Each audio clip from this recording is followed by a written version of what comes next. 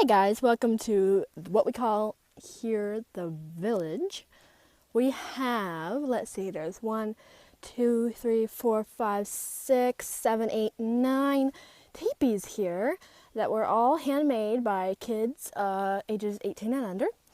I'll give you a tour of the teepees in a second, but first look at this awesome stuff that Miss Grace and James Duncans made for us. They call it the music wall.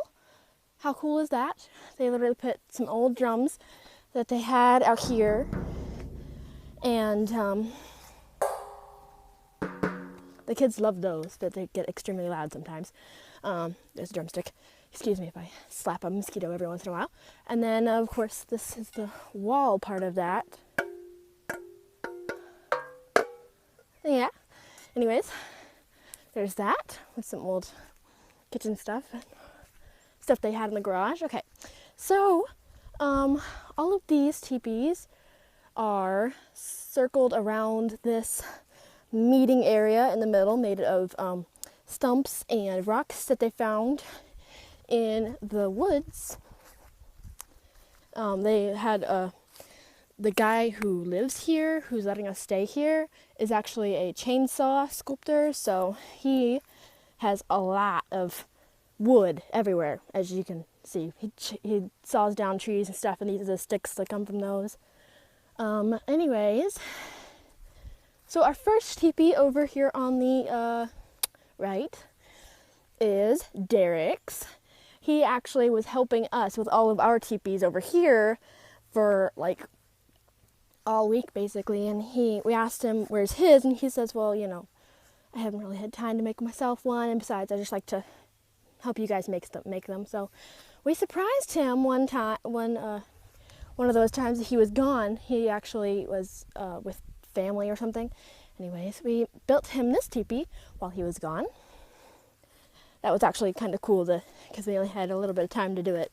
So that's a thrown together teepee, but it looks really good. Anyways, this one is, I believe, Angel's teepee. She had a fancier one over here, but someone rode their bike down here and crashed into it, and that's the remains of Angel's old teepee. So she put together this nice new one. This one's Traylin's. It's got a squirt gun in it. I'm not even gonna ask, but there's all kinds of junk in the woods that we just like to play with, and she decorated it, as you can tell. We were here for the 4th of July weekend. This one is Melody's elaborate one. She made it so that there's no sunlight, or almost no sunlight coming through. It's really thick, and she put old siding that we found in the woods on the ground as tile, and she has some pretty decorations and a pretty stump that she found in the woods as well. There's all kinds of stuff in the woods for us to play with. This one, this biggest, most awesomest one, was actually built by Mr. James, the man who lives here, and the kid's grandpa. This is Jenna's. Yes, well, Jenna was collaborating with a couple of our girls, and they kept kicking her out. So me and Grandpa James decided she was going to have the biggest and the best, and she did. Although, as you can tell, we kind of ran out of siding for this one, but she loves it all the same. It's really big and pretty. All right, can't remember if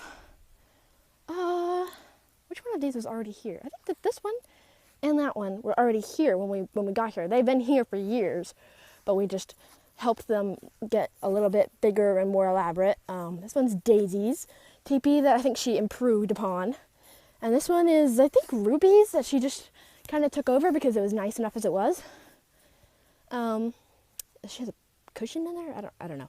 Anyways, so Mr. James weed-eated that one out before we could get in there because it was really thick with grass and stuff on the inside.